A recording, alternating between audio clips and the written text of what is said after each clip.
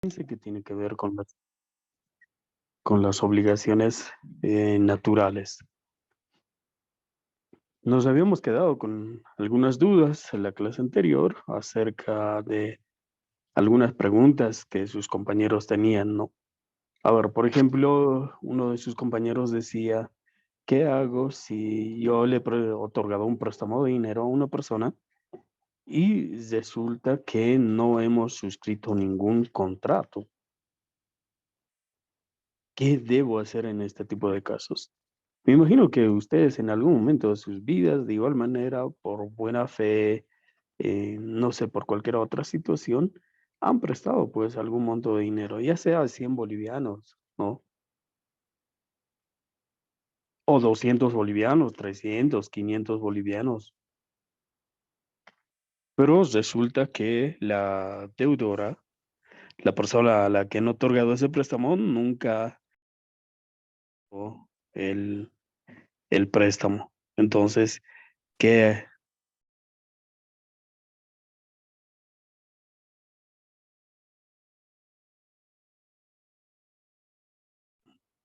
botón que no era el correcto?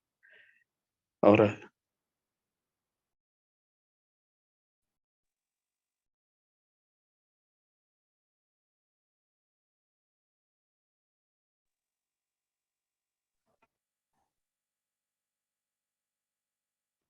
enfrente el micrófono está silenciado, pero voy a ver, ¿qué pasó por aquí? Doctor, ¿se te escucha? Ah, ya, bueno, mil disculpas. Creí que me había salido. Decía entonces que muchas veces nosotros, obrando de buena fe, no montos de dinero en calidad de préstamo. Y resulta que no hemos suscrito ningún contrato con el deudor, no, no hemos suscrito ningún contrato con el deudor. Entonces, ¿qué es lo que ocurre ahí? Muchas veces terminamos, em, tenemos el problema de que no, el deudor no cumple con la obligación adeudada, no, no nos paga. Y uno de sus compañeros decía, pero ¿qué hago frente a esta realidad? ¿Cómo puedo hacer que el deudor me pague? Porque no tengo ningún contrato, no existe el vínculo jurídico legal, ¿no? Si yo acudo ante la autoridad judicial y le digo, ¿sabe qué? Fulanito me debe 100 bolivianos, o bueno, 1000 bolivianos, o 2000 bolivianos, la autoridad judicial me va a decir, acredite la existencia de la obligación. Y si no tengo ningún contrato firmado, entonces podré acreditar la existencia de esa obligación. Lamentablemente no, ¿verdad que sí? No voy a poder acreditar la existencia de esta obligación. Entonces, es ahí que, bueno, estamos frente a una obligación. Esa obligación se convierte en una obligación natural. Es decir, el deudor o la deudora, por moral, ¿no? Debería cancelar lo que ha obtenido en calidad de préstamo. Entonces, en muchos casos, una obligación que inicialmente, bueno, a ver, eh, hay dos tipos de obligaciones de manera general, ¿no? Unas obligaciones o la obligación propiamente dicha, que es el vínculo jurídico por el cual el acreedor puede obligar a su deudor, ¿no? El cumplimiento de una prestación positiva o negativa. Pero para exigir el cumplimiento forzoso de esta obligación, tiene que existir o demostrarse el vínculo jurídico legal, y eso se lo hace a través de un contrato, de un documento, ¿no? Necesariamente. Ahora, si es que de pronto se ha contraído la obligación, pero no existe un documento que pueda acreditar la existencia del vínculo jurídico legal, entonces ahí, bueno, lamentablemente esa obligación se convierte en obligación natural, ¿no? Conceptualizando conceptualizando lo que son las obligaciones naturales, debemos decir entonces son una categoría intermedia entre las obligaciones civiles o también denominadas jurídicas y las obligaciones morales, ¿no? Una obligación moral, por ejemplo, es de pronto el hecho de saludar, el hecho de mm, el deber de respeto para con nuestros padres, y así podemos ir enumerando una serie de reglas de conducta, de patrones de conducta que nosotros debemos seguir, pero que en todo caso no son constreñibles. Nadie te va a iniciar un proceso, te va a llevar a estrados judiciales por el hecho de que tú no hayas saludado a tus padres, ¿no? O no hayas saludado al vecino, o que entres a algún ambiente sin saludar. Lo correcto, lo ideal es que cuando tú ingreses a un ambiente, pues saludes. Buenas tardes, señor, buenas tardes, señora, etcétera. O toques la puerta, ¿no? Esta es una obligación moral, es una obligación moral, pero no es coercitiva. Ahora, cuando hablamos nosotros de obligaciones naturales como tal, entonces decimos que es una categoría intermedia entre lo que vienen siendo las obligaciones civiles y lo que son las obligaciones morales. Es decir, que la obligación sí existe en el caso de un préstamo, ¿no? Sí existe la obligación. Ha surgido la obligación válidamente porque el deudor ha recibido un determinado monto de dinero, pero ocurre que eh, por exceso de confianza, ¿no? No se ha logrado suscribir ningún documento. ¿Qué se puede hacer en este tipo de casos? ¿Qué nos dice la ley? ¿Qué podríamos hacer? Porque demandar no podemos hacerlo, ¿no? No podemos hacerlo, salvo que, bueno, en última instancia tengas que acudir por la vía penal por el delito de estafa. Pero ¿cómo se demostraría el delito de estafa? Que, ¿no? La persona haya ofrecido algún servicio o algún producto y como consecuencia de esta operación, tú hayas entregado un determinado monto de dinero y resulta que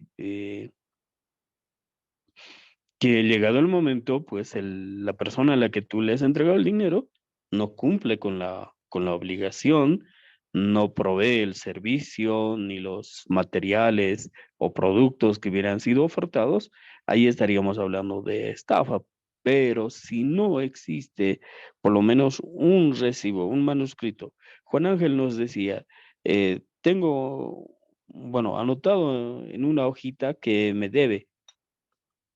Hablábamos la clase anterior de que esa hojita evidentemente, ¿no? Si lleva la firma de ambas partes, tanto del deudor como del acreedor, en el cual, por decir, el deudor reconoce que debe, por decir. Ahora, en este nuestro apunte puede decir, en fecha, aquí hoy es 8 de agosto del 2022, yo, Bosco Gatari, recibo del señor eh, o de la señorita Analida Alía, ¿no? La suma de 5.000 bolivianos. Listo. Y nada más, ¿no? Y ambas partes firmamos. Dalia dice, entregué conforme, y yo le pongo mi firma y recibí conforme. Solamente tenemos ese documento. Ese documento será pasible, será susceptible de que pueda elevarse a calidad o podrá pedirse de ese documento reconocimiento de firmas y rúbricas. Esa era la pregunta, ¿verdad? ¿Qué hacemos si tenemos solamente, por lo menos tenemos esto, ¿no? Tenemos por lo menos ese documento por el cual, ¿no? El deudor reconoce haber recibido X cantidad de dinero. Es más complejo, ¿no?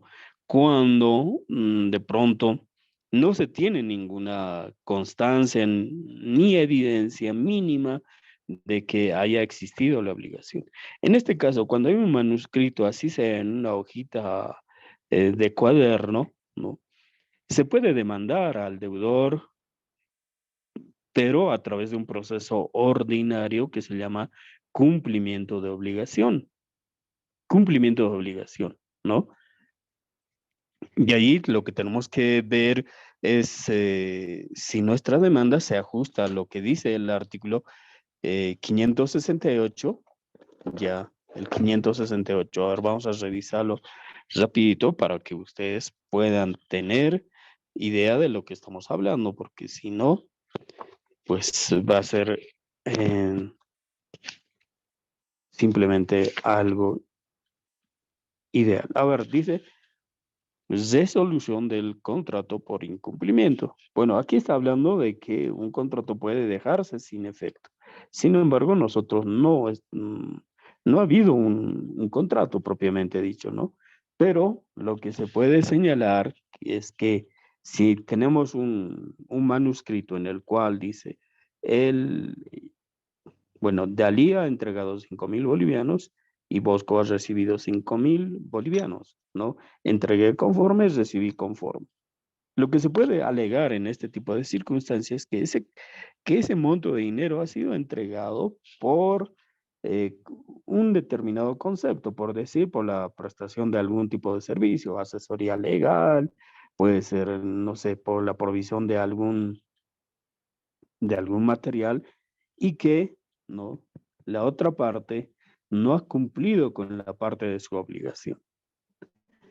Y ahí dice, pero alguien me dirá, pero ahí dónde está el contrato, yo no veo que haya un contrato. Hay pues un contrato, ¿no? Si bien no es un contrato atípico, podríamos decir, porque si bien no está establecido el plazo, el objeto de la prestación, ¿no? Pero sí existen dos elementos, está el monto y están los sujetos, ¿no? Entonces, ahí lo que se puede pedir es, en todo caso, el cumplimiento de la obligación. Dice el 568, en los contratos con prestaciones recíprocas, cuando una de las partes incumple por su voluntad la obligación, la parte que ha cumplido puede pedir judicialmente el cumplimiento o la resolución del contrato más el resarcimiento del daño, o también puede pedir solo el cumplimiento dentro del plazo razonable que fijará el juez, y no haciéndose efectiva la prestación dentro de ese plazo, quedará resuelto el contrato sin perjuicio en todo caso de resarcir el daño. ¿Verdad que sí? Bueno, entonces se puede también plantear por ese lado. ¿Alguna pregunta, alguna duda tal vez?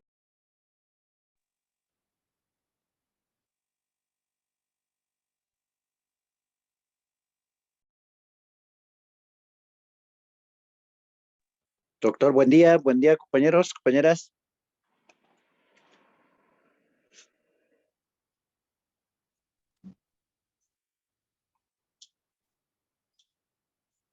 Les decía si tienen alguna pregunta, alguna duda, Sí, alguna... doctor, Adelante, Hugo, por favor. doctor, buen día, compañeros, compañeros, una vez más. El tema está interesante, doctor. Sí, como Juan Ángel decía, ¿no? Así como primo, digamos, no sé, pues puede ser hermano, hermana, eh, pues de confianza nosotros, ¿no? Préstame, digamos, ¿no? De uno, por la buena voluntad, por la buena fe, hace el préstamo. Ujú. Pasa los años, pero la persona que ha recibido del dinero está consciente, digamos, que debe, pero no tiene para la devolución. Se puede hacer, no sé, pues ya uno se da de cuenta, digamos, como Juan Ángel, que debía firmar por lo menos en una hoja, ¿no? O Ujú. cualquier otro contrato. ¿Es posible hacer, doctor, si la persona está consciente de haber recibido? con una fecha posterior, digamos, no sé, de aquí, como decía Ángel, 5 años, creo que decía, es posible hacer con fechas retrasadas, doctor, no, no importa manuscrito, porque en el tema legal, en donde un abogado no creo que sea posible, ¿no, doctor? Eso es la pregunta, doctor. Gracias, Hugo. Buenos días. Sí, efectivamente, sí. No olvidemos que en materia de, bueno, en nuestro país rige lo que es el principio de libertad contractual, ¿no? En materia de relaciones entre particulares. Es decir, que si ambas partes están de acuerdo, ¿no? Tienen la predisposición de reconocer, ¿no? Una determinada deuda, ¿no? Entonces lo pueden hacer, no hay ningún problema, ¿no? Las partes de común acuerdo pueden establecer, ¿no? O en todo caso el deudor podría reconocer la existencia de esa deuda. ¿A qué me refiero con esto? ¿No? Han pasado 5 años desde que, o 7, 8 años desde que se le ha otorgado el préstamo. El deudor está consciente porque como tú dices, el problema es que no tiene dinero, no tiene con qué pagar, pero dice, sí, hermano, yo estoy consciente que tú me has prestado esa cantidad de dinero. Y allí el deudor debería obrar con mayor inteligencia o con mayor sapiencia, si así lo quieren entender, ¿no? De decir, sí, ya, está bien, te voy a seguir esperando algún otro tiempo, pero por favor, como constancia de que te he otorgado un préstamo, por favor, fírmame un documento, ¿no? Lo importante es que tengamos un documento, más allá de que nos pague ahora o nos pague después. Si es una persona que está obrando de buena fe, obviamente y no va a necesitar que el acreedor le cobre permanentemente, sino va a pagar de su propia voluntad, ¿no? Aquello que en su momento también se le ha otorgado de buena fe. Pero por nuestra seguridad, ¿no? Sería pertinente que se firme, que se reconozca, ¿no? Ese tipo de contratos. Yo por lo menos he hecho varios contratos de esa naturaleza en donde las partes vienen, ¿no? A veces a regañadientes, el acreedor lo trae.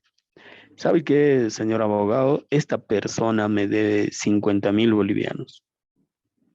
Y él está consciente de que me debe, pero no tenemos ningún documento firmado. Quiero que me lo haga un documento por el cual esta persona va a reconocer que me debe eh, 50.000 bolivianos. Entonces, yo hago el documento, pregunto obviamente al deudor, a la otra persona, si esto es evidente. La otra persona sí asiente y dice, sí, evidentemente yo le debo. Y también estoy de acuerdo para firmárselo, solo que en este momento no dispongo de dinero para poder cumplir con la obligación.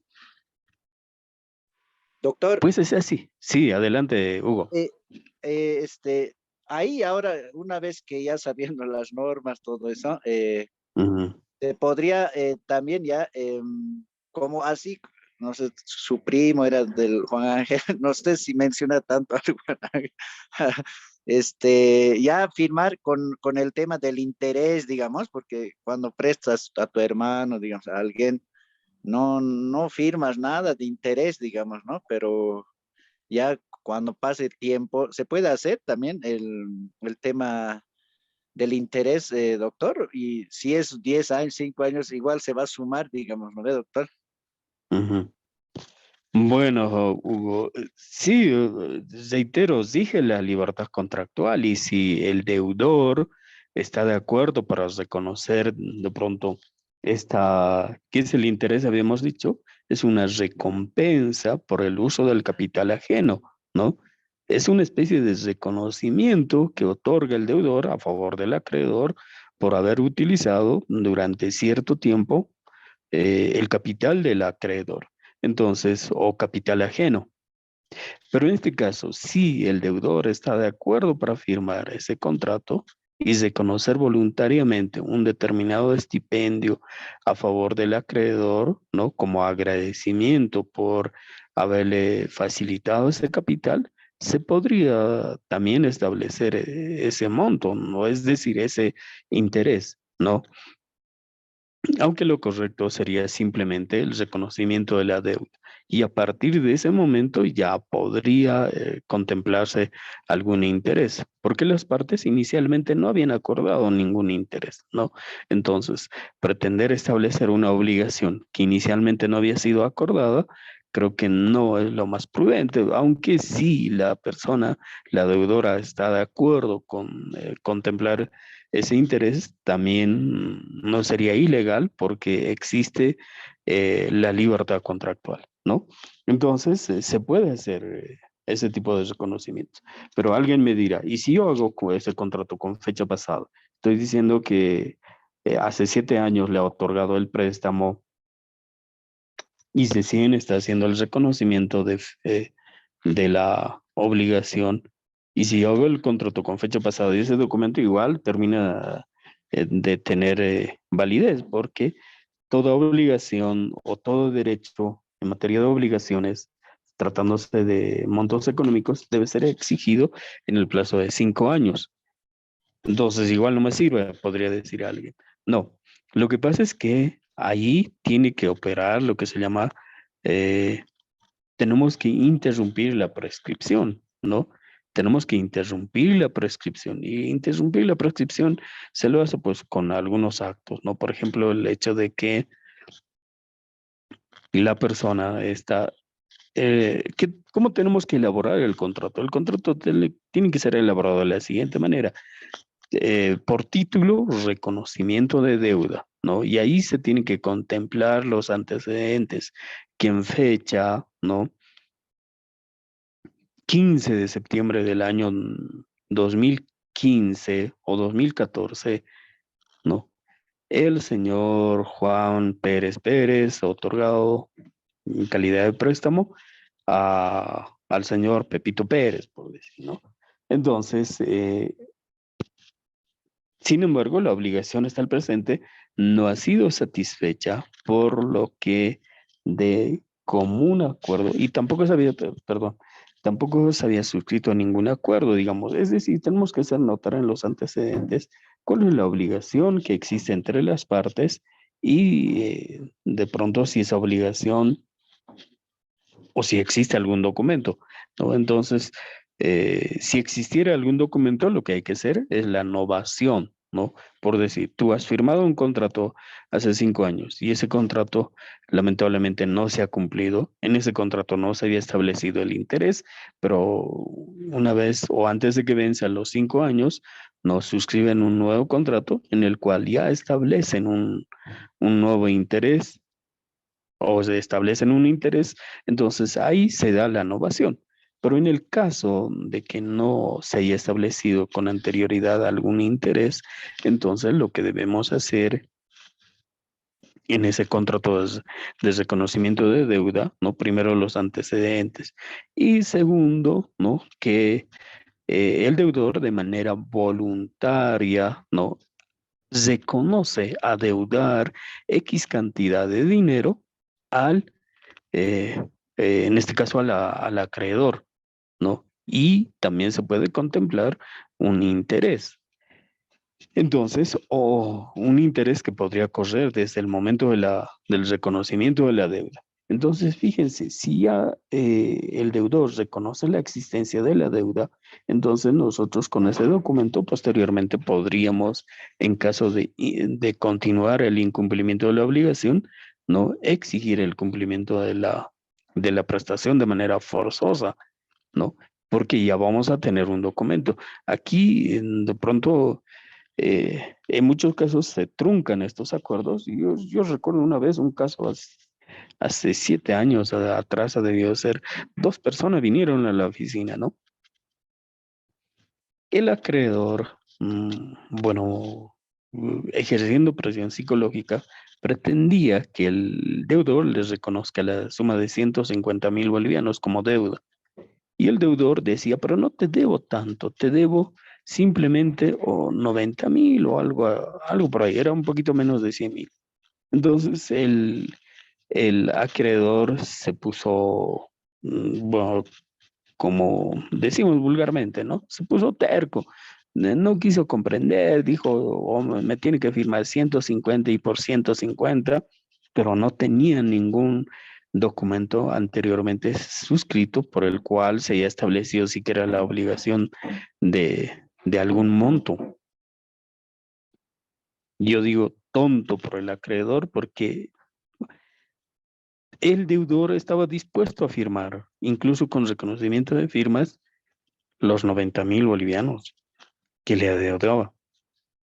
Pero el otro no quiso, estuvieron discutiendo por más de una hora de cuánto era. El otro decía, pero ¿te acuerdas que en esa fecha te di 5.000 bolivianos, en la otra fecha te di 7.000 y así, ¿no? Y se iba diciendo, además de este otro monto es de interés, pero de interés ya te he pagado, etcétera, ¿no? Y según él, adeudaban 90.000 bolivianos y el otro decía que le debía 150.000 más los intereses, ¿no? Entonces, finalmente no llegaron a suscribir ningún documento. Y eso es producto de, a veces, de este capricho que en ciertas oportunidades tiene el acreedor. Si el deudor te está queriendo firmar, ya sea por 90.000, no seas pues tonto, ¿no? Firma ese documento. No, haz que te firme ese documento, porque es peor. Si no tienes ningún otro documento que te haya firmado, entonces, ¿cómo le vas a poder cobrar estos 150.000 que tú dices que te debe? No se puede. Y después, tiempo después, regresó el señor, me dice, ¿y ahora qué puedo hacer? ¿Sabe qué? Usted ha escuchado que me ha dicho que me iba a pagar mi dinero y resulta que esa hora no me paga. Pero yo le dije, pero usted no quiso, por lo menos hubiéramos recuperado esos 90.000 bolivianos. Pero usted se encaprichó y no quiso firmar por ese monto. Porque yo ya tenía elaborado el documento y simplemente era firmar, pero no quiso, ¿no? Y ahí muchas veces también surge por la terquedad de algunas personas, ¿no? Entonces la obligación en ese tipo de casos se convierte en meramente una obligación natural. Si bien existe la obligación, pero ya dependerá de la buena voluntad del deudor el poder cumplir con esa prestación, ¿no? Doctor, una pregunta, buen día. José Luis le Hola, habla. José Luis, adelante, por favor. Eh, por amenazas, doctor. ¿Estaría bien? O sea, es decir, te amenaza a ti, ya no te voy a devolver y con la condición de que te voy a hacer, o sea, matar, en este caso. Aclarame una duda. ¿Había algún documento firmado? No, no, doctor.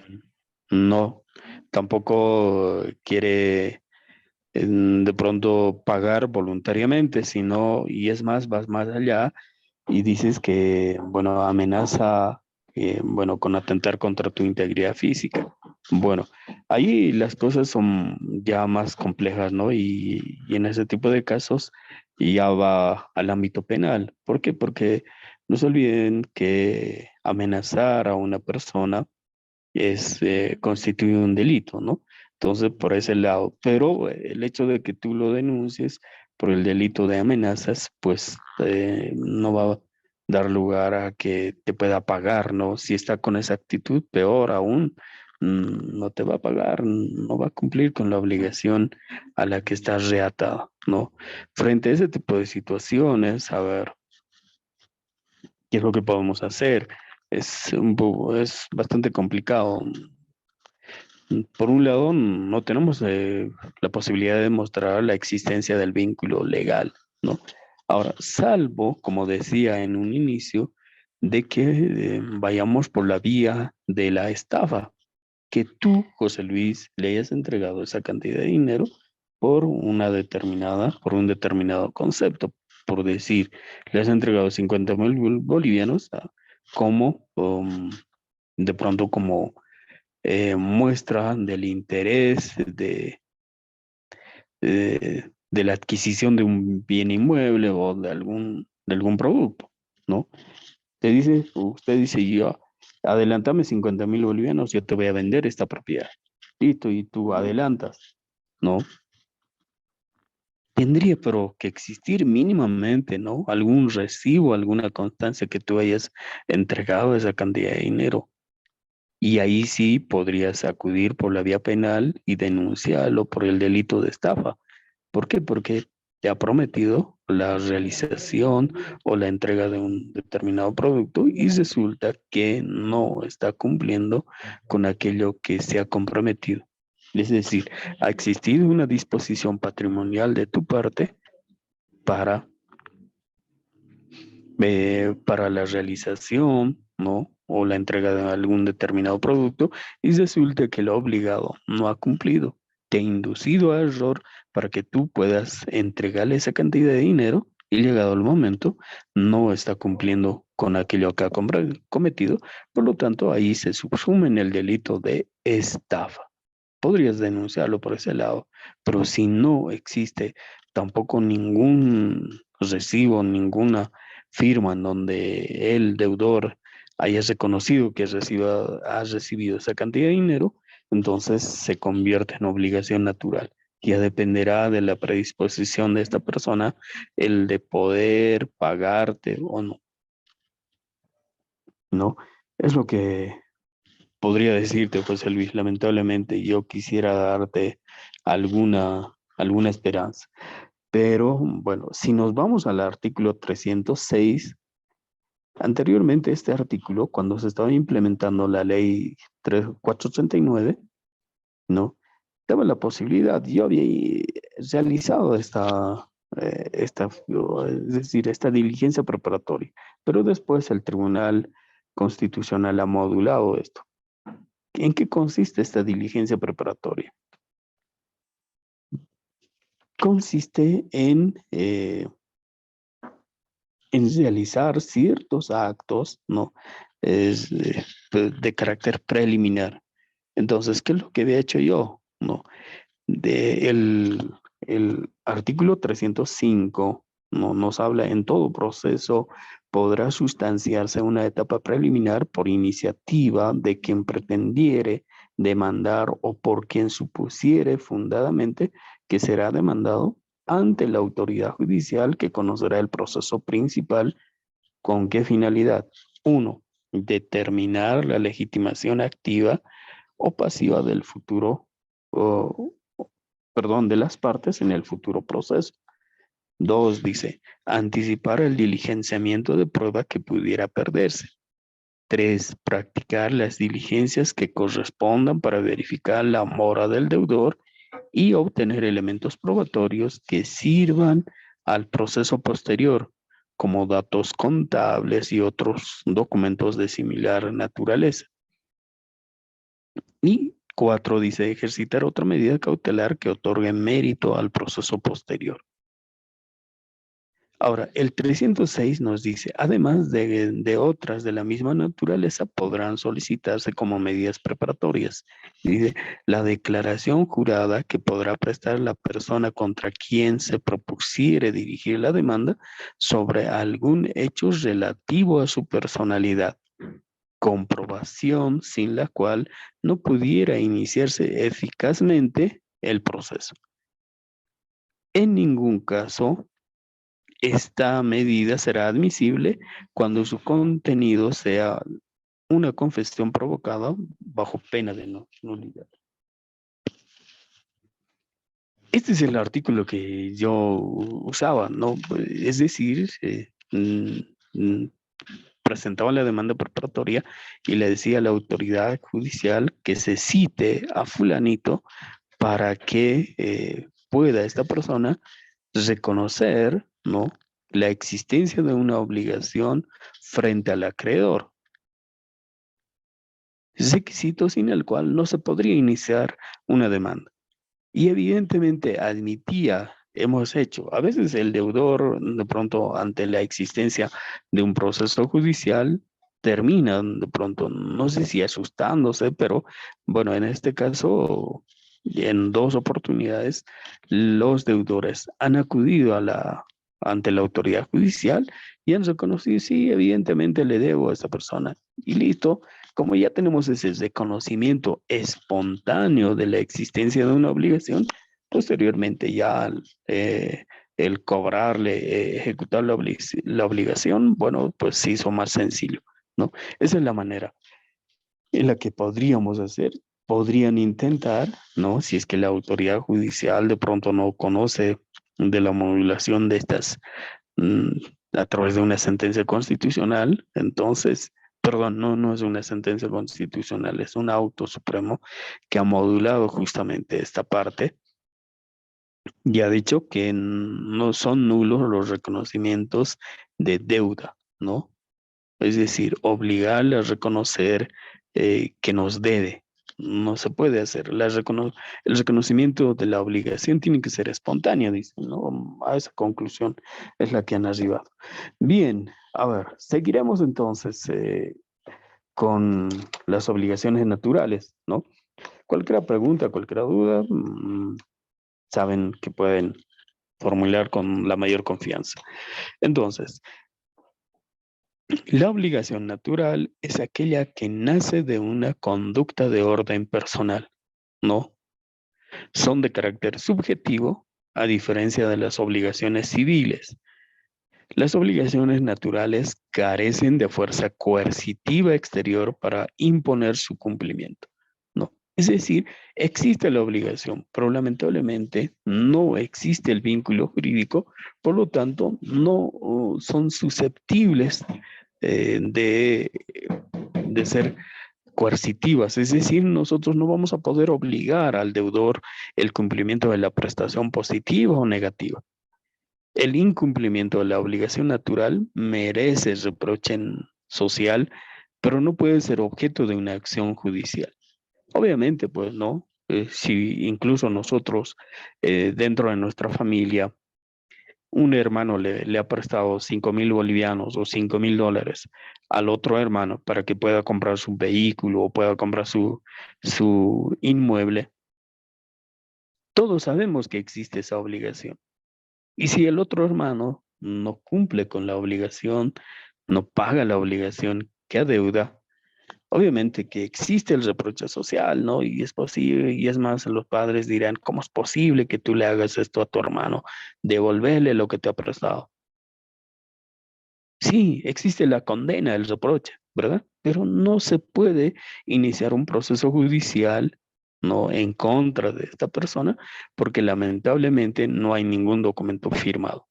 ¿De que existe la obligación? Existe la obligación, ¿no? Pero legalmente no es posible iniciar un proceso judicial.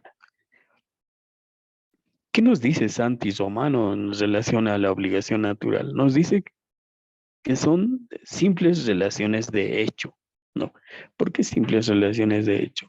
Porque evidentemente ha existido existe esta relación, ¿no? Entre el sujeto activo y el sujeto pasivo. Simplemente que existe una anomalía, eh, la inexistencia de un vínculo jurídico. Carneluti, Francisco Carneluti, nos dice que se trata de una situación jurídica irrelevante antes de su cumplimiento. Es decir, que no tiene importancia para el derecho, ¿no? A menos que se produzca su cumplimiento, ¿no? A menos que se produzca su cumplimiento. Y eso Carneluti hace más énfasis en lo siguiente, en el hecho de que, por decir, hay obligaciones que pueden surgir de los juegos al azar, ¿no? De los juegos al azar. Por ejemplo, tú juegas, no sé, sobre todo esto ocurre en estados inconvenientes, ¿no? En donde algunas personas, al calor de la euforia, de la emoción, ¿no? Terminan adquiriendo obligaciones, ¿no? Terminan adquiriendo obligaciones, ¿no? Y dice, ya, yo me comprometo a ser pasante de la morenada X. Listo, ¿no? Y ahí todo, sí, viva, viva Carlitos, y listo. Y, y resulta que, ¿no? Esta obligación dentro de este tipo de acontecimientos, pues importa un, bueno, una gran erogación de montos de dinero, y no cualquiera puede asumir este tipo de obligaciones. Entonces, este tipo, Francisco Carneluti va por ese lado, ¿no? ¿Qué hacer frente a este tipo de obligaciones, ¿no? Dice que son irrelevantes. ¿Será que alguien te puede demandar porque tú, habiendo, no sé, recibido la banda de PRES de 2022, no has cumplido con, eh, en este caso, con haber realizado las actividades propias de un preste? Por decir, alguien te podrá llevar a un proceso. Tal vez te puede llevar a un proceso disciplinario, pero nunca te van a poder llevar a un proceso judicial, ¿no?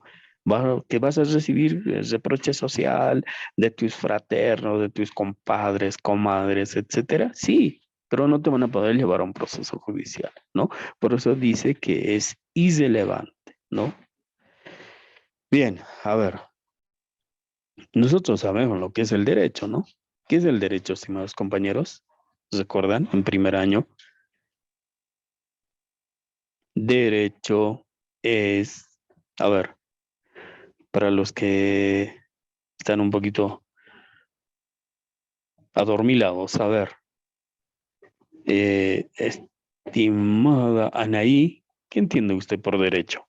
¿O qué es Doctor, para bueno, usted yo derecho? yo entiendo derecho como dar a cada uno lo que corresponde. Definición clásica eh, del derecho romano, ¿verdad? ¿Alguna otra definición? Muchas gracias, señorita. ¿Alguna otra definición? ¿Qué entendemos por derecho nosotros? Tanto que hablamos, no, nuestros derechos, que se me está vulnerando el derecho, etcétera, etcétera. Hablamos tanto de derecho que a veces no conocemos el concepto de derecho, ¿no? ¿Qué será derecho, estimados compañeros? A ver, por aquí. Edith, a ver, ¿qué es el derecho? Realmente se dice que el derecho es un conjunto de principios y normas que buscan regular las relaciones humanas en la sociedad o dentro de la sociedad. Ajá, muy bien. Gracias, Edith. Efectivamente, ¿no? Podemos concebir el derecho como ese conjunto de normas, principios, reglas, ¿no? Que regulan la conducta de la persona dentro de la sociedad o entre particulares y de estos con el Estado, ¿no? Bueno, ya está bien, ¿no? Podemos establecer diferentes conceptos, pero en todo caso siempre nos van a llevar a ese punto, ¿no? De que es un conjunto de normas, de reglas, ¿no? Que regulan la conducta del individuo dentro de la sociedad, ¿no? Ya sea entre particulares o cuando estos individuos tengan una relación con el Estado. Muy bien. Entendido de esa manera, el derecho, entonces, ¿qué será la moral? ¿No? La moral. ¿Qué será la moral? Es igual, un conjunto de principios que tiene una persona, pero ya de carácter subjetivo, ¿no? Son mis propias reglas de conducta, ¿no? Que yo asumo frente a la sociedad.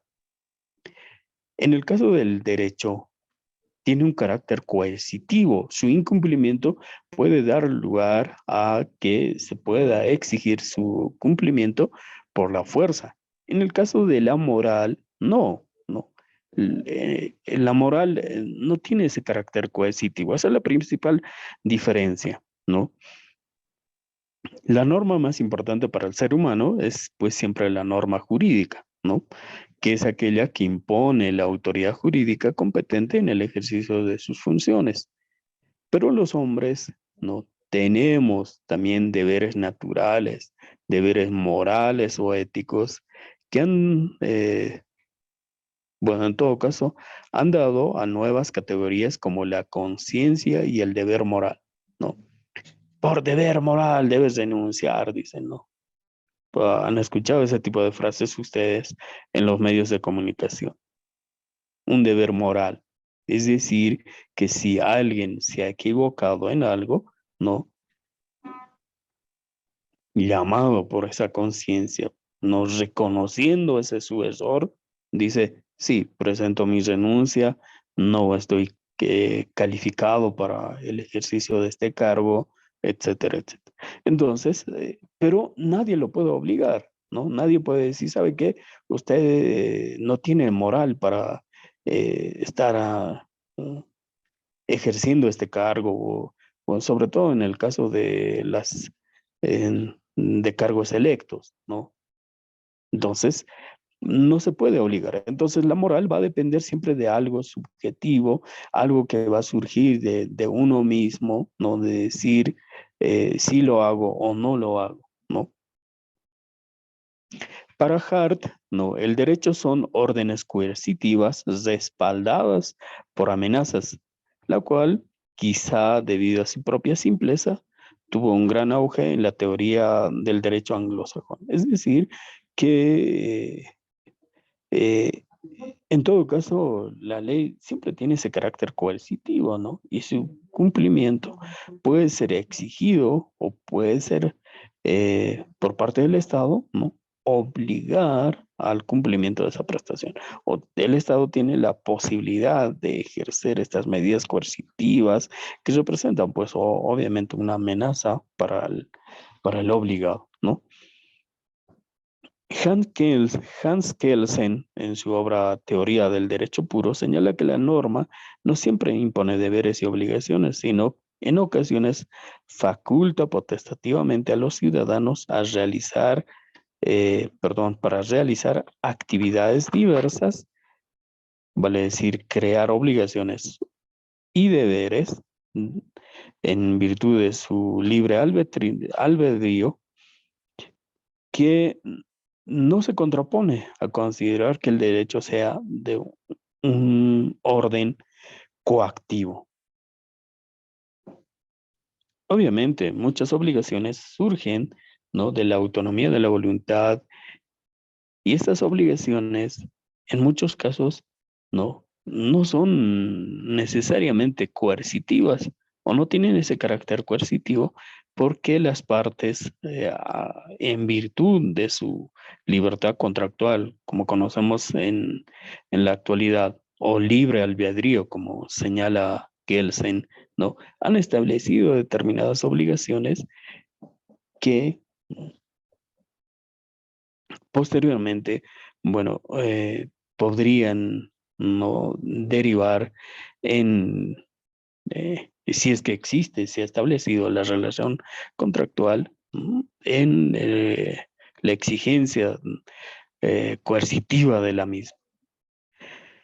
Ahora, vamos a ver cuál es la confrontación entre el derecho y la moral, ¿no? De acuerdo a la filosofía, hay situaciones en las que el derecho puede tomar en cuenta a las normas morales o simplemente moral. Por un lado, el derecho puede transformar a la norma moral en norma jurídica. Es el ejemplo que poníamos con Hugo, ¿no? Digo, dice él, si yo me hago firmar, perdón, un contrato o me hago reconocer que me adeuda anteriormente a la firma de ese contrato, la obligación era meramente moral, ¿no? Era meramente moral. ¿Por qué? Porque no existía la manera, la posibilidad de poder exigir el cumplimiento de esa obligación. Yo no podría acudir ante el órgano judicial y decirle, ¿sabe, señor juez, esta persona me debe 50,000 bolivianos? No, pero a partir del reconocimiento celebrado por el deudor a mi favor, entonces sí. Por eso dice que el derecho puede transformar a la norma moral en norma jurídica. O, a ver, eh, yéndonos un poco más allá, podemos decir que el derecho siempre ha surgido de esa manera, ¿no? Es decir, ante la necesidad eh, de la propia sociedad, ¿no? Se hacen los proyectos de ley y aquello que inicialmente simplemente uno consideraba como un deber moral, puede posteriormente, ¿no? Hacer una norma positiva, es decir, a constituirse en una norma jurídica, ¿no? Por ejemplo, a ver, hablamos de varias normas, ¿no? En el caso de en algún momento ha tenido que surgir en este caso, la prescripción de la obligación. Si nosotros revisamos la historia de lo que son las obligaciones pecuniarias, ¿no? No encontramos que estas hayan prescribido en el tiempo, sobre todo en la antigüedad. Sin embargo, producto de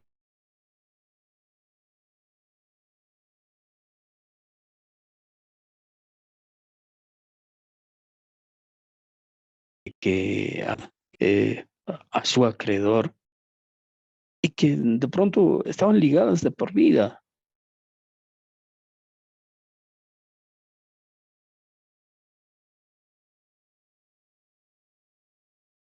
Por eso es que en algún momento la propia sociedad, ¿no? Ha visto la necesidad de que pueda prescribir la obligación, pueda prescribir la obligación. En la actualidad, la mayoría de las legislaciones,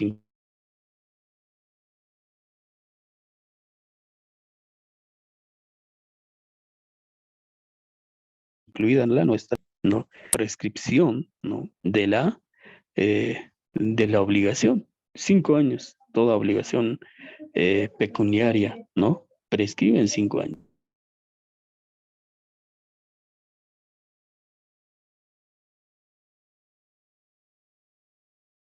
Entonces, el derecho dice a la norma moral en norma jurídica. Y lo propio acontece con el caso en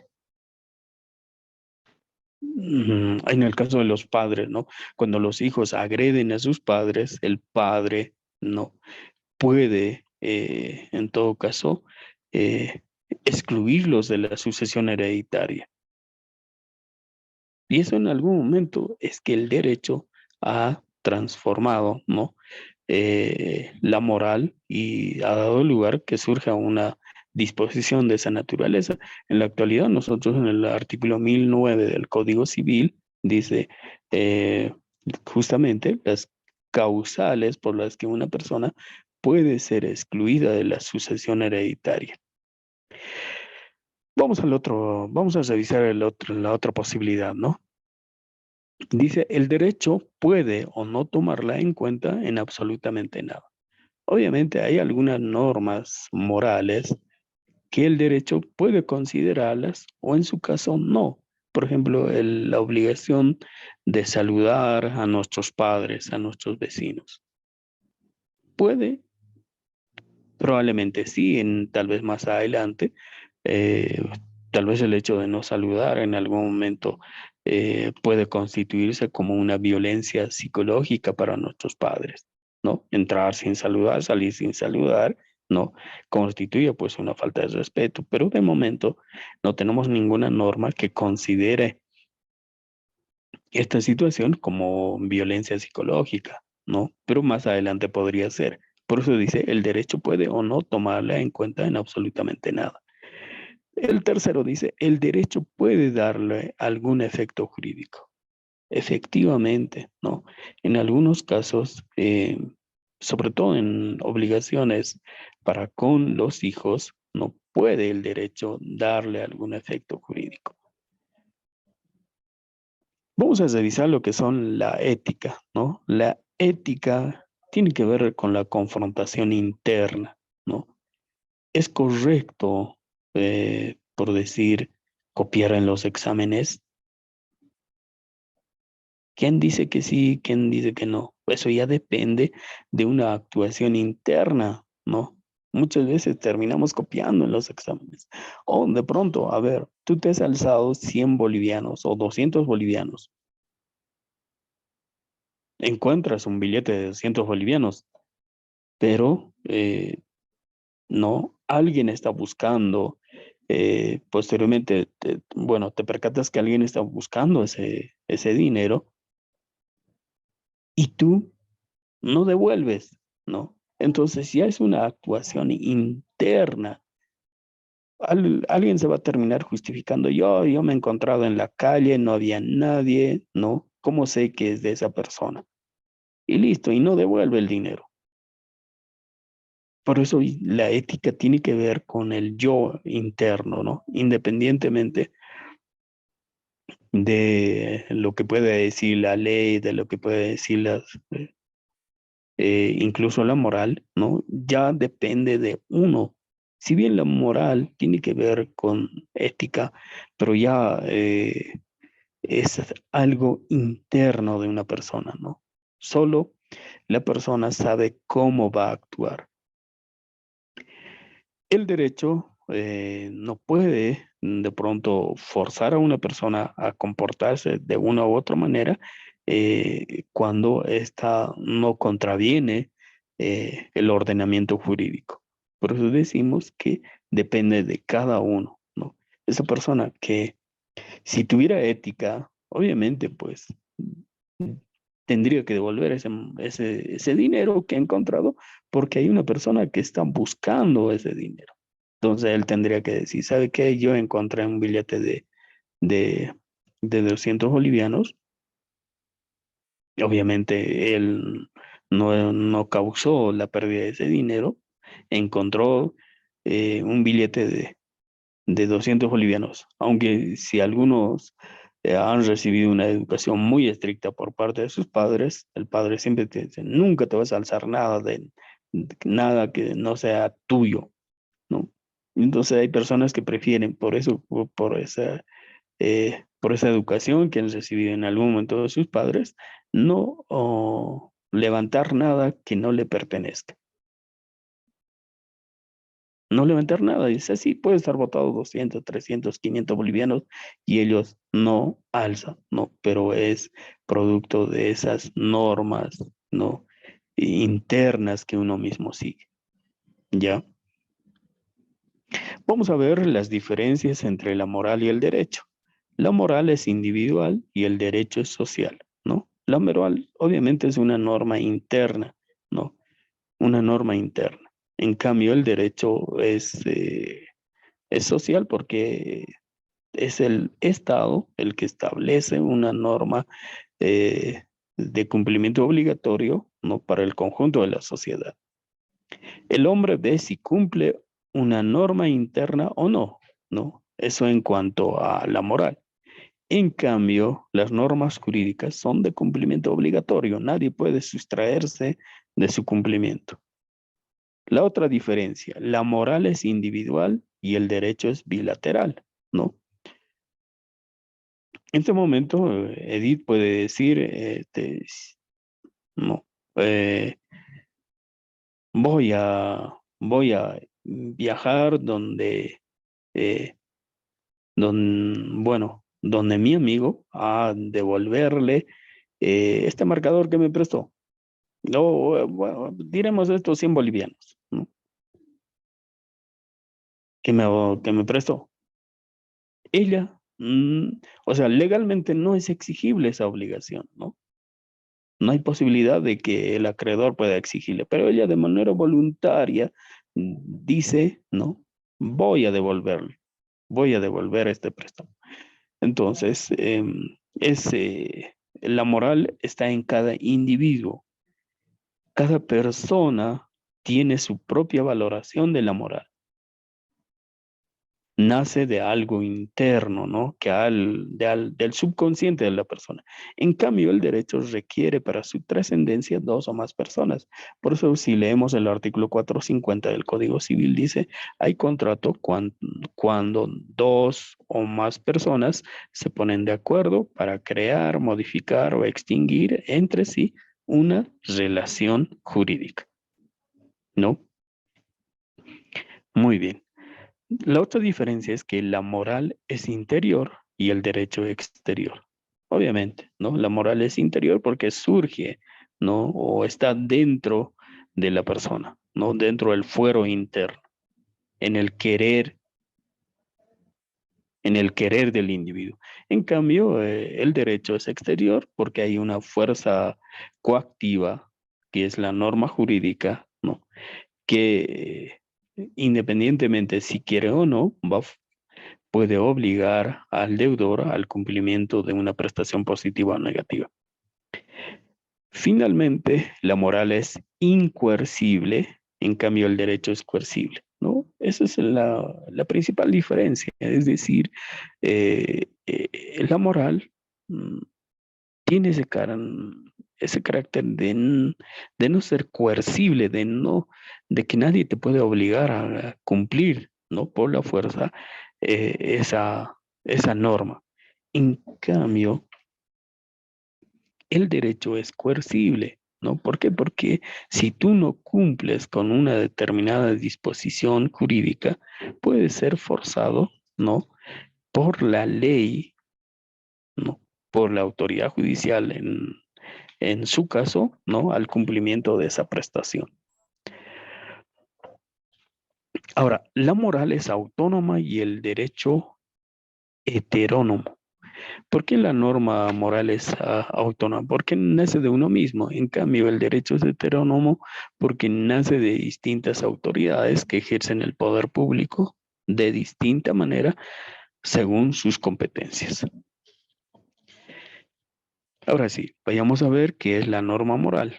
El deber moral es una conducta que está obligada una persona a desarrollar frente a la sociedad, quien debe encuadrar, es decir, su conducta a un precepto normativo, buscando perfeccionarse porque es unilateral, autónoma, interna e incoercible. Es decir, que la persona no, podemos decir, no puede en el cumplimiento eh, de, de un deber, ¿no? Ver ciertos patrones de conducta, ¿no? Para poder cumplir con esa obligación, que si bien no es coercible, pero pues, justamente para poder tener una mejor, en este caso, a ver, una mejor imagen propia ante la sociedad, no puede cumplir. En cambio, el deber jurídico surge por imperio de la norma. El sujeto está obligado a adecuar su conducta a una norma positiva, ¿no? A una norma positiva. Vamos a ver la concepción actual de la obligación natural. ¿Alguien me puede ayudar a leer, por favor, el artículo 964 del Código Civil? Alguien que esté con su código, por favor. ¿No? ¿Nadie? A ver, vamos a ver. Sí, adelante. Artículo 964. Deberes morales o sociales. Parágrafo primero. Las prestaciones hechas espontáneamente por persona capaz en cumplimiento de deberes morales o sociales no puede repetirse. Parágrafo segundo. Esos deberes y cualquier otro respecto al cual la ley no concede acción y excluye repetición, no producen otros efectos. Muy bien, muchas gracias, estimada Edith. Dice, ¿no? Las prestaciones hechas espontáneamente por persona capaz. ¿Qué son las prestaciones espontáneas? A ver, tú de pronto tienes tu hijo, ¿no? ¿Y qué haces como padre o madre? Pues le compras ropa, le entregas tal vez un determinado monto de dinero. ¿Por qué? Porque es tu hijo. Es espontáneo, ¿no? O a tus padres. De pronto le entregas, no sé, 1,000, 2,000, 3,000 bolivianos para que pueda comprarse, bueno, suponiendo que tus padres sean adultos mayores, no pueden comprarse víveres, pueden comprarse alimentos, ropa, tú los ves que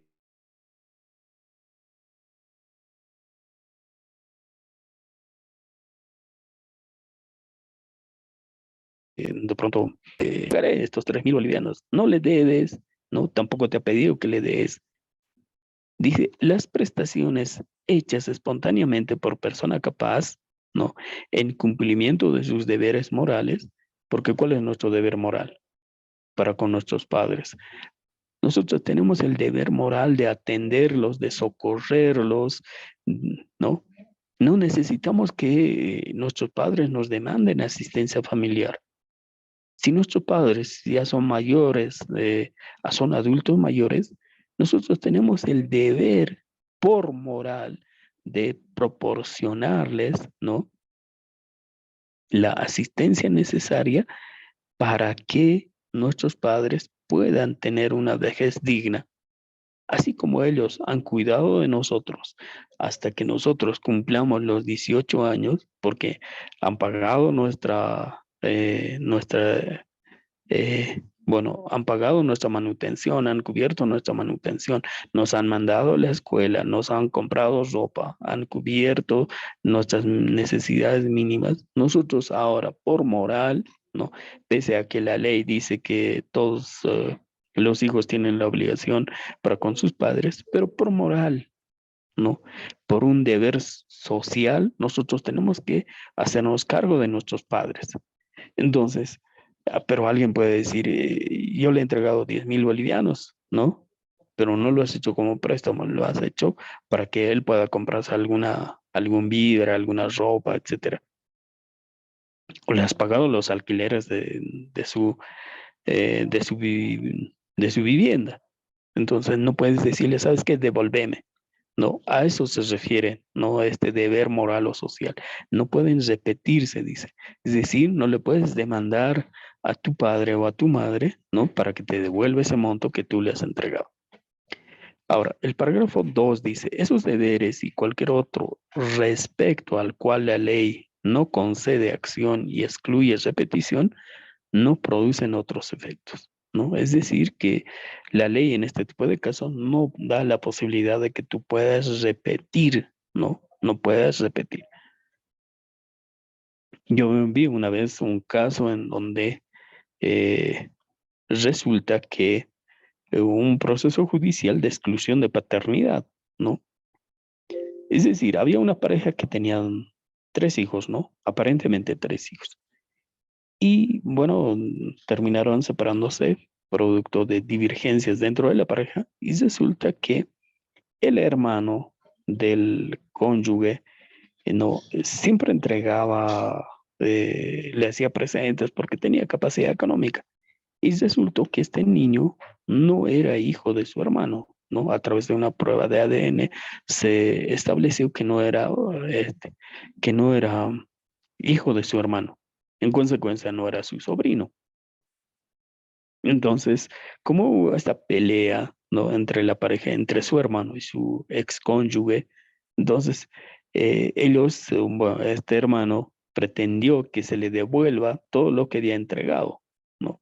Porque cada fin de semana, y bueno, le regalaba ciertos juguetes, sopa, etcétera, etcétera, porque consideraba que era su hermano. Pero en este caso no se puede hacer la acción de repetición. A eso se refiere, ¿no? Porque el niño no tiene la culpa. Además, el niño nunca le ha pedido, ¿sabe qué, tío? Dame esto o entrégame aquella cosa. No, ¿no? Entonces ahí no se puede hacer la acción de repetición. ¿Entienden? Vamos al artículo 909. A ver, por favor, estimada Edith, te ruego que me puedas leer este artículo.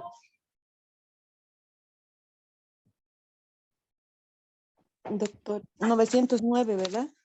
Sí, 909. Bueno, artículo 909, prohibición de juegos de azar. Nota, perdón. No lo entiendo. Tal cual, doctor, ¿cómo está? Dice, Sí. editor, los artículos 909 al 915 fueron derogados por la ley número 060 del 25 de noviembre de 2010. Sí. Ley, Simplemente es que queremos de pronto poner algunos ejemplos, si bien están derogados, pero hay gente que continúa jugando, ¿no? Usted mismo debe tener conocimiento de que algunos amigos juegan, no sé, a los dados, hacen algunas apuestas, para explicar simplemente eso. Bueno, doctor, artículo 909, prohibición de juegos del azar. Los artículos 909 al 915 fueron derogados por la ley número 060 de 25 de noviembre de 2010, ley de juegos de lotería y de azar, Artículo 910 derogado, artículo 911 derogado, artículo 912 derogado, 913 derogado, artículo 914 derogado y artículo 915 derogado. Ujú. Gracias, Edith.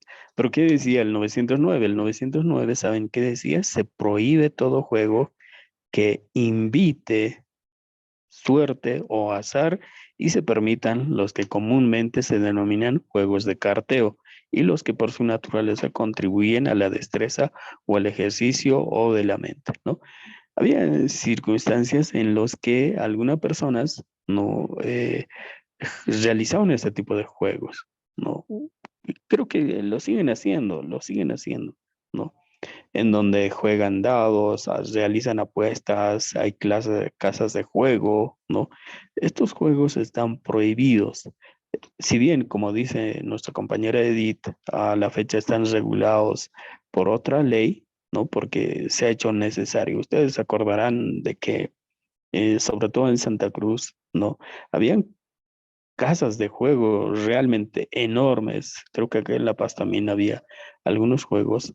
Entonces, lamentablemente, en estas casas de juego, muchas personas incluso han terminado perdiendo no 1.000 bolivianos, no 2.000, ni $1.000, ni 5.000. Han terminado perdiendo $100.000, 200.000, casi prácticamente todo su patrimonio. ¿Por qué? Porque esto produce una especie de adicción en donde la persona, ¿no? Engañada, movida por este deseo de recuperar aquello que ha perdido, ¿no? Vuelve a intentar. Si bien recupera cierta cantidad, dice, pero puedo, así como he tenido suerte en esta oportunidad, puedo volver a recuperar, ¿no? Entonces, esto se torna adictivo, ¿no? Este tipo de juegos, ¿no? Si alguien de pronto, yo conozco varios amigos, ¿no? Que hacen este tipo de prácticas, sobre todo en compartimientos de carácter social, en donde dice, ya, te apuesto mi reloj, ¿no? O te apuesto, yo vi un caso así, parece sacado de los cabellos. Alguien apostó su taxi, ¿no? Esto pasó en Achacachi. Eran estudiantes míos. ¿Qué pasó? Estaban libando bebidas alcohólicas y apostaron, ¿no? Te apuesto, aquí está mi llave. Y puso la llave, ¿no? Y dijo, te apuesto mi auto para, bueno, no sé qué tipo de apuestas o en qué consistía el juego. La cuestión es que yo me enteré porque después vino a la oficina para tratar de recuperar su vehículo, ¿no? Entonces habían apostado su vehículo. Y la otra persona que había ganado el vehículo, pues se llevó el vehículo y el otro estaba pretendiendo recuperar. Este tipo de juegos están prohibidos por la ley, por lo tanto, no van a surtir efectos los resultados de este tipo de apuestas, ¿no? Eso es lo que quiero que entiendan. Es decir, que si tú pierdes algún bien, algún patrimonio en este tipo de juegos, ¿no? Entonces, esos contratos, por más que tú lo hayas firmado, no van a surtir efectos porque son consecuencia de algo que está prohibido por la ley, ¿no? La ley no permite ese tipo de... Todo juego, toda apuesta, no, debe estar regulado por la ley y es justamente la Lotería Nacional la que regula este tipo de juegos, ¿no? Uno compra un billete, pero lo hace, y por eso es que los sorteos también son transparentes, ¿no? Si ustedes se percatan, no todos los sorteos son transmitidos públicamente y eso es por imperio de la ley, ¿no? Entonces, de esa manera. Entonces, si alguien perdiese su bien inmueble en un juego, tiene la posibilidad de poderlo recuperar. ¿Me entienden? Muy bien. Estamos a las 8:54. La próxima clase vamos a ingresar a lo que vendría a ser el tema número 16, que tienen que ver con las obligaciones con pluralidad de sujetos, mancomunidad y solidaridad. En relación al tema número 15, nos falta un pequeño apartado que lo vamos a concluir la próxima clase. Si alguien tuviera alguna pregunta, alguna duda, por favor, adelante. Estuvimos hablando en principio de las obligaciones naturales, ¿no? Para sintetizar un poquito el tema. Entonces, esto sobre todo se da, ¿no?, cuando existen préstamos, ¿no? Ahí se dan este tipo de situaciones. ¿Existe la obligación? Sí existe la obligación. O tú le has adelantado a una persona para que te construya un muro perimetral. Y lamentablemente el deudor, o perdón, el obligado, no cumple con esta obligación. ¿Existe la obligación? Sí existe. Lamentablemente, al no existir ningún documento que establezca el vínculo jurídico legal entre el acreedor y el deudor, no hay posibilidad de que se pueda constreñir, de que se pueda obligar al demandado a la ejecución de esta prestación. Eso es, por eso es importante, ¿no?, que nosotros en todo acto que realicemos en nuestras vidas, siempre lo hagamos, ¿no?, estableciendo el vínculo jurídico. Porque si no existe el vínculo jurídico, reitero, es muy complicado que podamos exigir posteriormente el cumplimiento de la prestación positiva o negativa. Muy bien, estimados compañeros, hasta aquí vamos a quedar. Sí, adelante, por favor. Doctor, una consulta en cuanto a las obligaciones naturales. Si esta persona hubiera fallecido, ¿quién se hace cargo de la obligación? Si hubiese recibido Ah, un monto de dinero. Ahí los que tendrían que asumir la obligación tendrían que ser los hijos, ¿no? Los herederos, los probables herederos, ¿no? Y ahí, si existe por moral, no, si yo sabía que mi finado padre tenía una obligación con, con Paola, por moral, por ética, ¿no? Tengo que honrar, ¿no?, la palabra dada por mi padre y tendría que pagar. ¿Legalmente es exigible? No es exigible, ¿no? Porque además no he contraído yo la obligación, pero por moral, por ética, ¿no?, debería yo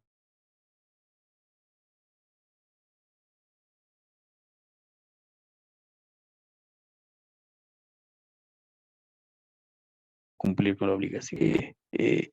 Reconocen las deudas de sus padres, ¿no? Reconocen las deudas de sus padres y ese reconocimiento realizado por alguien que no era el obligado también es perfectamente válido, ¿no? Porque lo está haciendo de manera libre y voluntaria. No existe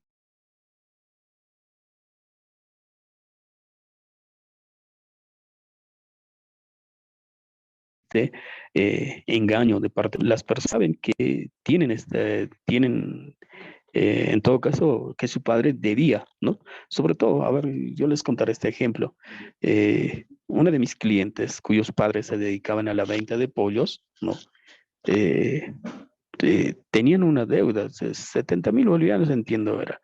¿Por qué? Porque todos los fines de semana el proveedor dejaba, ¿no?, cajas de pollo a la tienda de esta persona que lamentablemente perdió la vida.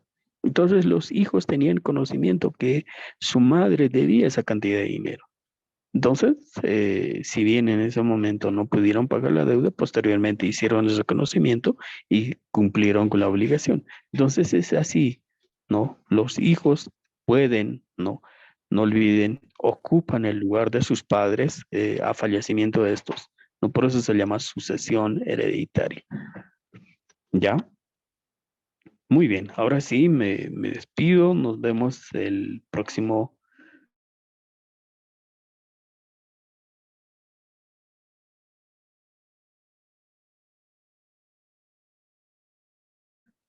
viernes. Estaríamos viendo el día viernes. Hasta entonces, estimados compañeros, señoritas, que les vaya muy bien. Hasta luego.